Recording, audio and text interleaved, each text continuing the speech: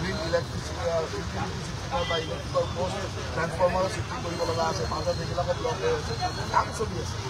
কৃত্ৰিম বানপানী বা এনেকুৱা বৰষুণত বানপানী হোৱাটো আমাৰ এটা যথেষ্ট সমস্যা আৰু তাৰ কাৰণে যোৱা বছৰৰ শেষৰ পৰা আমি বানপানী গুৱাহাটী হিচাপে এটা জইণ্ট গোটেই ডিপাৰ্টমেণ্টক লৈ দলতে কাম কৰি আছিলোঁ আৰু কামৰ কিছু সফলতাও পাইছিলোঁ এনেকুৱা নহয় যে একেবাৰে সফল হোৱা নাই কিন্তু গুৱাহাটী ইমানে আনপ্লেন বা এনেকুৱা ধৰণৰ এটা ৱাটাৰ লডিং হ'ব পৰা মানে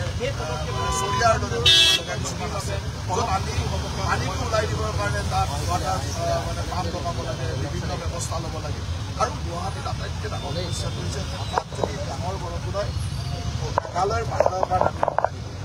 নামিব আটাইতকৈ ডাঙৰ সমস্যা হৈছে মেঘালয়ৰ পাহাৰৰ পৰা নামিব পানীটো কাৰণ আপুনি যদি চাই আজি মেঘালয়ৰ পাহাৰৰ পানীটোৱে বেছি সমস্যা হৈছে আজি চানমাৰী বা সেইটো পাৰত সিমান পানী নাই যিমান এইটো পাৰত হৈছে তাৰ কাৰণ হ'ল মেঘালয় USTMে হওক বিভিন্ন ঠাইত বিভিন্ন কোটি গছ গছনি কাটি দিছে গতিকে হঠাৎ পানীটো জোৰে নামি আহে আৰু আমি সেইটোৰ কাৰণে এটা পৰিকল্পনা কৰিছোঁ যে হাইৱেৰ পাৰে পাৰে একদম হৰিণাধৰৰ পৰা গুৰুদ্বাৰা হৈ পামহিলৈ কেনেকৈ পানী তুলিব তাৰ কাম চলি আছে এতিয়া মই ত্ৰিপুৰা ৰোডলৈ যাব ওলাইছোঁ তাত আমি চুইচ গেট লগাই পানীটো চহৰলৈ সোমাব দিয়া নাই কিন্তু ইমান বেছি পানী আছে তাত ডাইভাৰ্ট কৰা পাম্পিং কৰাৰ কাৰণে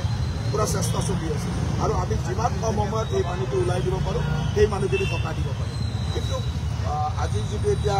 ফৰকাষ্ট আহিছে গোটেই দিনজুৰি বৰষুণ দিব বা ধাৰাসাৰ বৰষুণ হ'ব ফৰকাষ্ট আহিছে গতিকে আমি অলপ সাৱধানো হ'ব লাগিব আৰু আমাৰ চেষ্টা থাকিব বিভাগে গোটেইকেইটা বিভাগে ইনক্লুডিং চেণ্ট্ৰেলৰ যিকেইটা ৰেলৱে অইল আৰু মানে নেশ্যনেল হাইৱেক আমি লগত লৈ একেলগে কাম কৰিছোঁ আমাৰ ৰাজ্য চৰকাৰৰ বিভাগকেইটাতো কাম কৰি আছে